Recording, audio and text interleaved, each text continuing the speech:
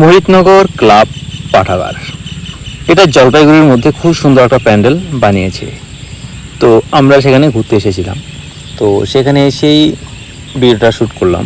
তো দেখতে পাচ্ছেন খুব সুন্দর প্যান্ডেল যেমন হয়েছে, সেখানে কিন্তু প্রবেশ করার জায়গাটাও খুব সুন্দর, এত সুন্দর লাগছে। তো ভিতরে গেলে আপনারা বুঝতে পারবেন, আর ভিতরে পরিবেশটা আপনারা দেখলেই বুঝতে পারবেন যে খুব সুন্দরভাবে তৈরি করেছে। এটা হচ্ছে অনেক দিনের এক ঠেলাকারি, আর সেখানকার প্যান্ডেলটা মানে কি বলবো, আর মানুষের মন কেড়ে নেওয়ার মতো একটা প্যান্ডেল।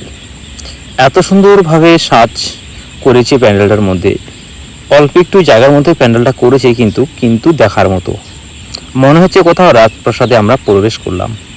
তো রাজপ্রাসাদে প্রবেশ করার পর দেখতে পাচ্ছি মায়ের মূর্তিটাও খুব সুন্দর সাজিয়েছে, অসাধারণ লাগছিল। তো এইভাবেই একে একে ভিড় জমে যাচ্ছে। তো বেশিক্ষণ তো সেখানে দাঁড়ানো যাবে না, যার জন্য ফটাফট একটু শর্ট ব্লগের মধ্যে আমি করে নিয়েছি। তো এই ব্লগটি আপনাদের কেমন লাগলো, যদি ভালো লাগে অবশ্যই লাইক কমেন্ট করতে ভুলবেন না। আর আমার মেয়ে আর আমার স্ত্রী, তো আমরা তিনজনে ঘুরতে গিয়েছিলাম, তো সেখানে একটু সেলফিও নেওয়া হলো। আর সেখানকার পরিবেশটা দেখে আমার খুবই ভালো লেগেছিল।